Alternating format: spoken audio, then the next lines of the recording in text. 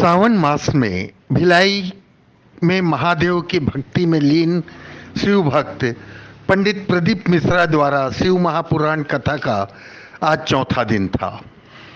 विधानसभा अध्यक्ष रमन सिंह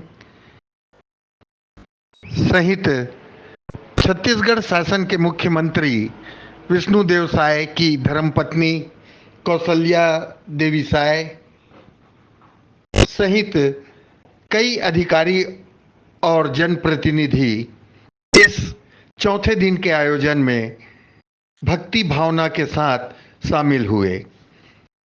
इस दौरान पंडित प्रदीप मिश्रा ने पार्वती माता के क्रोध और महादेव और पार्वती की विवाह की कहानी को बहुत ही सरस ढंग से प्रस्तुत किया। दुर्ग जिले के जयंती स्टेडियम भिलाई में आयोजित पंडित प्रदीप मिश्रा के श्रीमुख से शिव महापुराण कथा के चौथे दिन भी बरसते पानी में हजारों लाखों शिव भक्त बाबा के पंडाल में पहुंचे। शिव कथा के चौथे दिन विधानसभा अध्यक्ष रमन सिंह लगातार तीसरे दिन सूबे के मुखिया विष्णुदेव साय की धर्मपत्नी कौशल्या साय, दुर्ग शहर विधायक गजेंद्र यादव, भिलाई नगर विधायक देवेंद्र यादव और उनकी माताश्री पूर्व विधायक अरुण ओरा, रिसाली मेयर नगरपालिक निगम की शशि सिन्हा, एडीजीपी ओपी पाल, जस्टिस पीपी साहू की धर्मपत्नी और माताजी, जेल डीजीपी राजेश मिश्रा की धर्मपत्नी और माता, भाजपा कांग्रेस के पार्षद, एमआईसी मेंबर और तमाम अधिकारी और जनप्रतिनिधि शामिल हुए।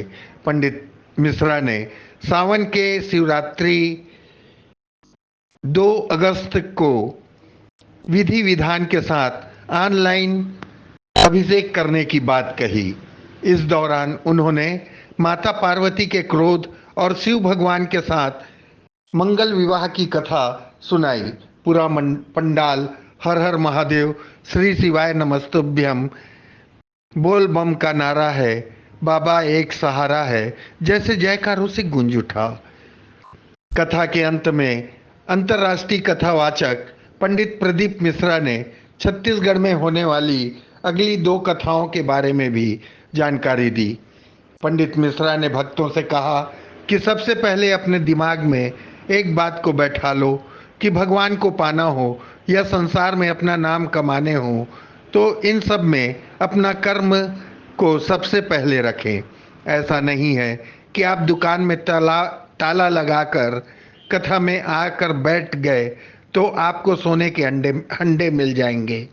शिव जी कहते हैं अपना कर्म सबसे पहले करिए, अपने मेहनत को 4 गुना बढ़ाओ तभी आगे बढ़ पाओगे।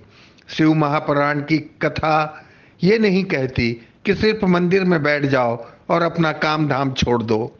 मैंने पहले भी कही थी, ऐसा नहीं कहा कि मंदिर में जाकर 2-4 घंटे बैठो। उन्होंने कहा कुछ मेहनत आपकी, बाकी कृपा भोलेनाथ की। शिव महापुराण कथा के चौथे दिन पंडित मिश्रा ने कहा अगर आपको किसी ने कुछ अपशब्द कह दिया या कुछ गलत कह दिया तो आप सोचते हैं कि आपका पूरा दिन खराब हो गया।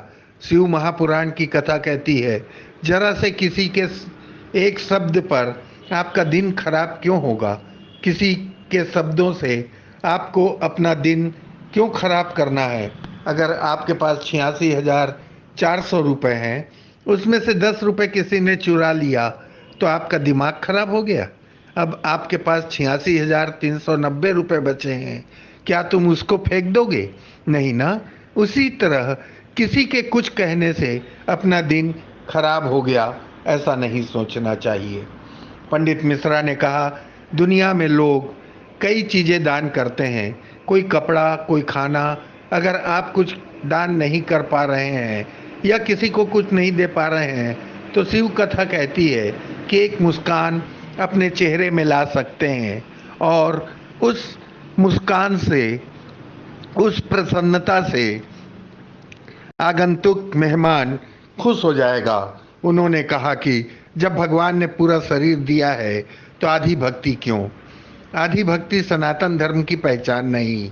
एक हाथ से राम राम बोलना या एक हाथ से भगवान की भक्ति करना हमारे सनातन धर्म की पहचान नहीं है।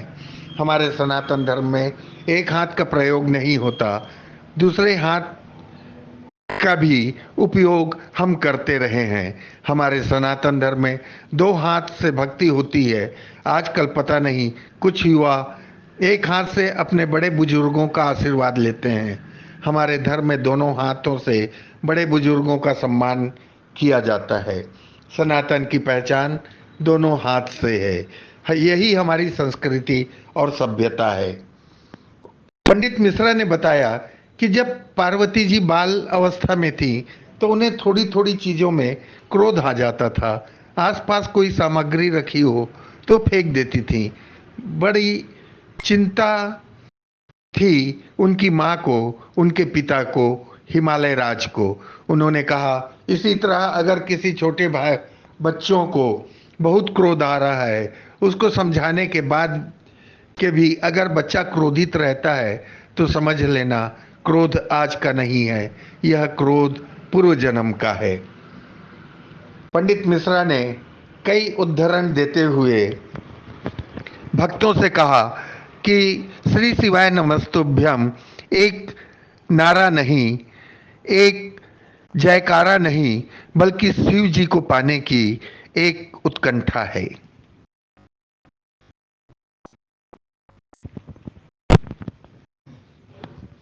छत्तीसगढ़ केसरी के लिए सूरजभान बल्ला के साथ प्रतीक राज पाठक की रिपोर्ट। समाचार संपादन निखिल कुमार पाठक, वीडियो संपादन